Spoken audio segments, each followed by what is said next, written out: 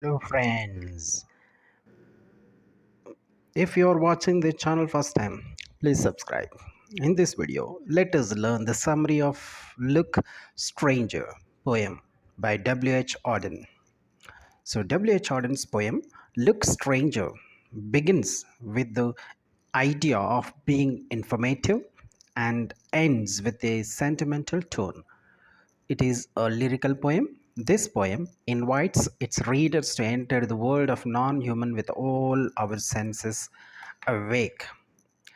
So, when we look at the stanza 1, this focuses on a singular goal, illustrating a scene that is as powerful in retrospect as it was in the moment. The speaker appears to be addressing the reader directly, focusing on instructions on where to look and what to observe throughout the poem. So each stanza, when we look at each subsequent stanza, builds on its sensory construction of their view, how they observe, how they take. First, they draw attention to the sound of the sea below them before shifting focus to the massive cliffs they stand atop.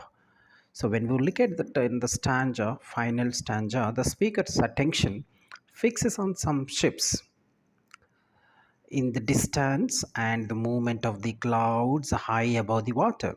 The attention to details honing in on the grandiose immense of all the natural elements that surround them: sky, ocean, and land mass. The final lines, when we look at the final lines, expresses this Solomon belief that the view is so overwhelming that even in the memory, it will have the ability to move the speaker towards some ambiguous but potent feeling. Ambiguous, maybe some confusing, but it may leak, right? This looks stranger is written in three stanzas of varying lengths. This is no concrete meter or rhyme scheme, but Auden still uses end rhymes at key points at some to lyrical point of view. In that, Auden's preoccupations seem to be scattered in this poem.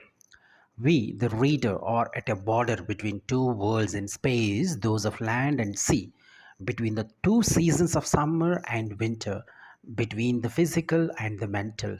The most amazing thing about this poem is the way the imaginary and even the consonants and vowels are carefully chosen for their sound effects. Like we can look at here, memory, as now these clouds do, even diverse on urgent voluntary errands.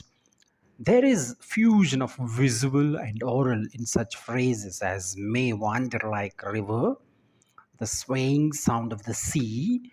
One has only to read aloud such cluster of visual, oral, and tactile effects as chalk walls falls or pluck and knock of the tide to be reminded of the pure world music experiments of Edith Satwell.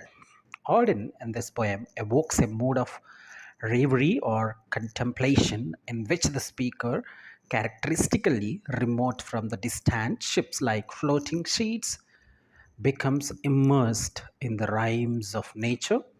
The technical device Auden has used in this poem has made the poem an inexplicable wonder.